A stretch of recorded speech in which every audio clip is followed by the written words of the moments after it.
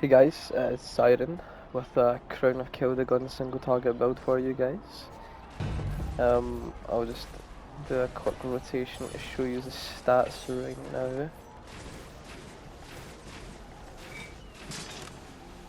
There you go. I am missing 3% combat advantage, but it's because I messed with my build. Usually I use this, but we had someone on aspect of the pack yesterday. So this is what the build looks like normally.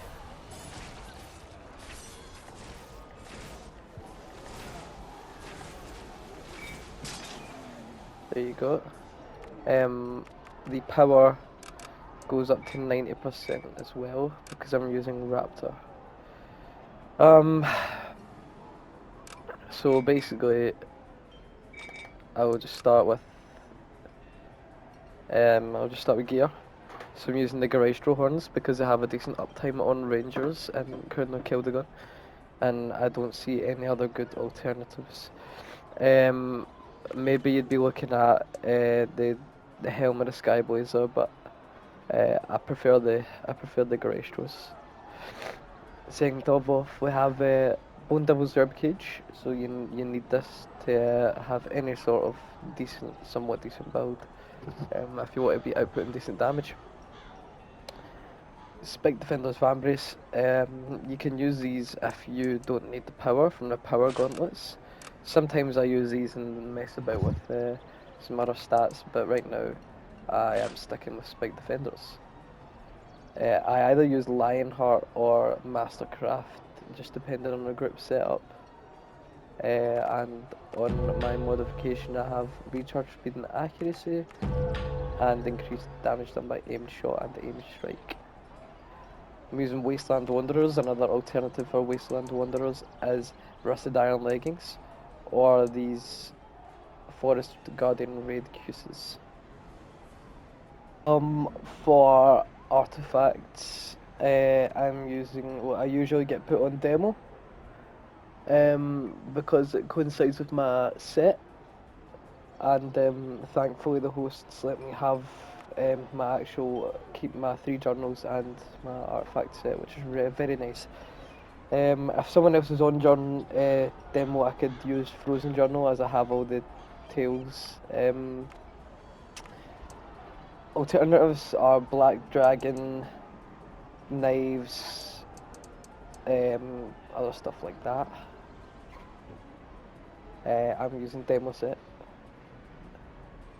and I'm using the 10% damage against undead ring. Now there's a legendary version of this ring which I do not have, but you could use the Red Eyes Glare as an alternative. I'm using Band of Air from Hardcore Boss. As an alternative to Band of Air, you could use the 3% ranged damage ring. I don't have that currently, but it's on my Warlock. I'm using this shirt here. A good alternative is any of the Voss shirts. This shirt isn't too bad. A power shirt as well would work just fine. And I'm using these AP pants. You could use those crit or not crit. Recharge speed pants that you could use as well. Here are my ratings. I've got it in charisma because a cap crit severity quite easy with a lot of dexterity. So I just changed it all to charisma for that recharge speed and an extra 40.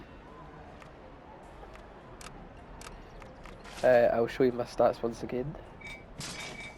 Here are the yeah, I'm using Raptor, so if the stats look weird, you know why.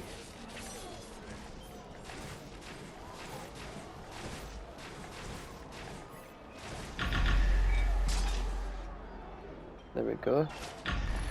I'm not fully. Oh no, I am fully buffed. Never mind.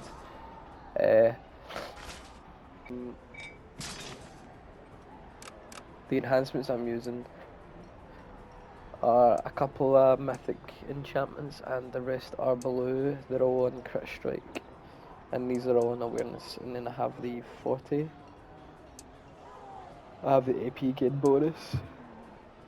Poison Thorn, Dragon Slayer for second phase, crit chance. So for first phase I use Rage of Flames. And single target, here are my powers. Aimed shot in L2, Hunter's Teamwork in R2.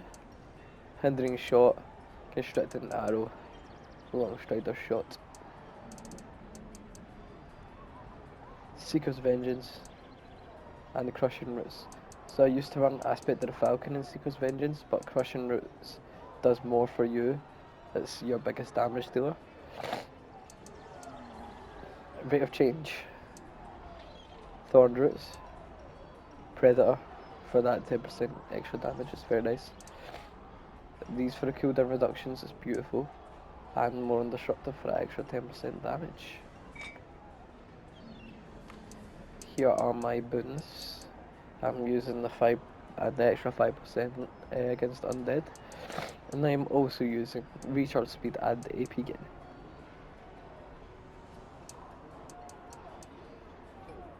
I'm also using Bloodlust for the little bit extra AP gain, and a couple of HP boons, also a little bit of awareness as well. Can't go wrong. Okay, we're on companions, so right now I'm using the Festive Tiger. I've not really tried out Striker and Cavern because I can't find a nice build for it. So this is my companion powers. I have acute senses for the extra 7.5% combat advantage. I'm using accuracy combat, and then combat. Then I'm using Raptor, Minsk, Batiri, Alchemist, and if someone is running an aspect of the pack, you can swap that for whatever. Usually I'd go for Neverwinter Night, but I find that the extra crit chance does help a little bit more. And I'm using the Golden Cat. An alternative for Alchemist is Face Spider. They have the exact same bonus. And an alternative for Golden Cat is a Barbarian Shaman, which gives you a little bit more power as well, which is really nice. Here are my mount powers, Tunnel Vision and Ferocity. Ferocity can give you about 4.8% damage. I think that's what it calculates to. Wait.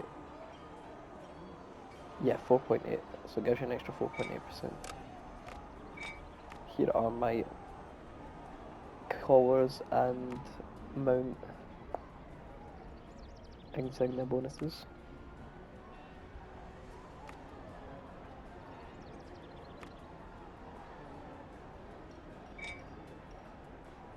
And yeah, so basically while I'm here I'll give you guys a few tips for Crown of Kildagon. So before you go in, you're going to want to have your daily built up basically. You need to remember that your rotation will always change in Crown. You never want to stick to the one rotation. You want to be able to adapt. And when you're taking your reds out, after you get to the Dragon and Valindra phase, that sometimes you want to position yourself in a way that you're still at the edge of the map, but you can still at-will the boss. So just use your aim shot from a far distance. Now, I built my daily up, so that'll be me ready to go. When we get in, you do a rotation. So you'd rotation like just do it without any disruptive shot. So no disruptive shot in the rotation. Take your red out wherever you go. Come back. Artifacts should get called. You do your powers. Then you're going to want to use Slasher's Mark and then Tunnel Vision. You see how much that I have for? So you want your order to go like that. and it should hit very hard. I'm trying to think if there's anything else. Any other good tips? When the dragon is going for a push, you see like the whole ground is covered in the red. There'll be one pulse, two pulses, and then just after the second pulse, you're going to want to dash towards the boss. This should immunity frame the this should immunity frame the push.